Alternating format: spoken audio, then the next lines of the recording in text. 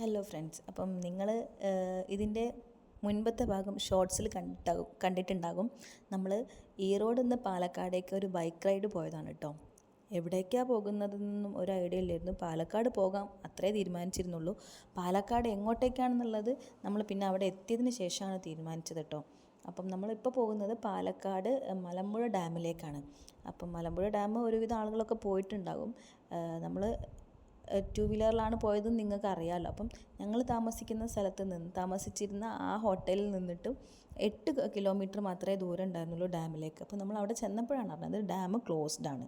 അപ്പം ഡാമിൻ്റെ അവിടേക്ക് നമുക്ക് എൻട്രി ഇല്ല. അപ്പം നമ്മളാകെ എന്താ പറയുക, ബോറായി. കാരണം ഇത്രയും ദൂരം ടു വീലർ ഓടിച്ച് വന്നിട്ട് ഒന്നും കാണാൻ പറ്റാത്ത അവസ്ഥ നിങ്ങൾക്ക് ഊഹിക്കാമല്ലോ.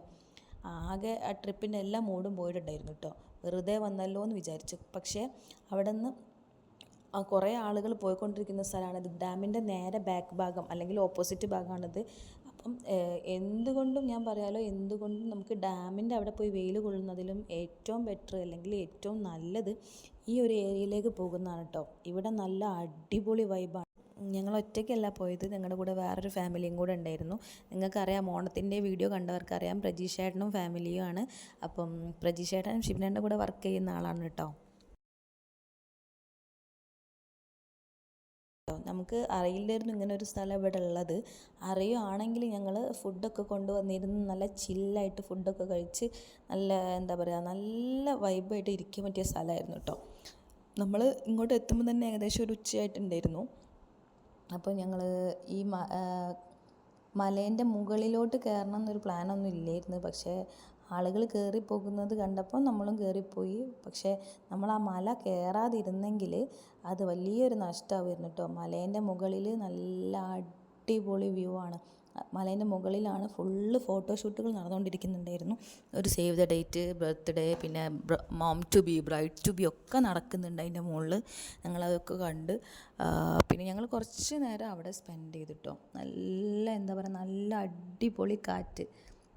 പിന്നെ നമുക്ക് കുറേ നേരം അവിടെ സ്പെൻഡ് ചെയ്യാൻ തോന്നും. പക്ഷേ സമയപരിമിതി കൊണ്ടും നമുക്ക് ഇത്രയും ദൂരം അങ്ങോട്ട് ഓടി വരാനുള്ളതല്ലേ.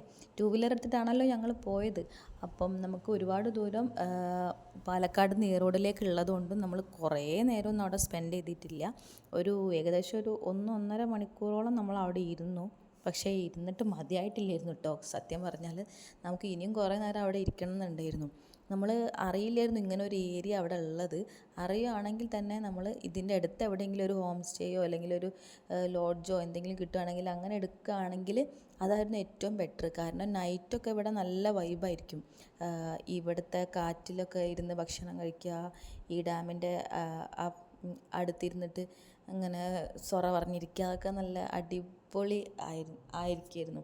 പക്ഷെ ഞങ്ങൾക്ക് അറിയില്ലായിരുന്നു. അതുകൊണ്ട് തന്നെ നമ്മൾ 8 കിലോമീറ്റർ ദൂരെയാണ് റൂം എടുത്തത്.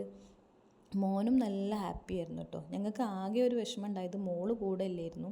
മോൾക്ക് വെക്കേഷൻ ആയതുകൊണ്ട് അവൾ നാട്ടിലായിരുന്നു. നമ്മൾ ഒരിക്കലും ഒരു ട്രിപ്പും ഞങ്ങൾ പ്ലാൻ ചെയ്തിട്ട് പോകാറില്ല, നിങ്ങൾക്കറിയാലോ. ഇത് അങ്ങനെ തന്നെ ഉണ്ടായ ഒരു ട്രിപ്പാണ്. പോകുന്ന അന്ന് രാവിലെ, അതായത് ഒക്ടോബർ 1-ാം തീയതി രാവിലെയാണ് നമ്മൾ പോയാലോ, എങ്ങോട്ട് പോകും, ടു വീലർ എടുത്ത് പോകാം ഒക്കെ തീരുമാനിച്ചത് പെട്ടെന്ന് തന്നെയായിരുന്നു കേട്ടോ. അപ്പം മോളില്ലാത്തതുകൊണ്ട് ഭയങ്കര എന്താ പറയുക, അത്ര ഒരു എനർജി ഇല്ലായിരുന്നു നമ്മളെ ട്രിപ്പിന്. അവളായിരുന്നു വേണ്ടത്. പക്ഷെ ഞങ്ങൾ അവളോട് വിളിച്ച് പറഞ്ഞതിന് ശേഷമാണ് വന്നത് കേട്ടോ ട്രിപ്പിന്. പിന്നെ അവൾ നാട്ടിൽ ഹാപ്പി ആയിരുന്നു. നിങ്ങൾ ഇതിൻ്റെ മുന്നുള്ള ഷോർട്സിൽ കണ്ടിട്ടില്ലാത്തവരാണെങ്കിൽ പോയി കാണുക.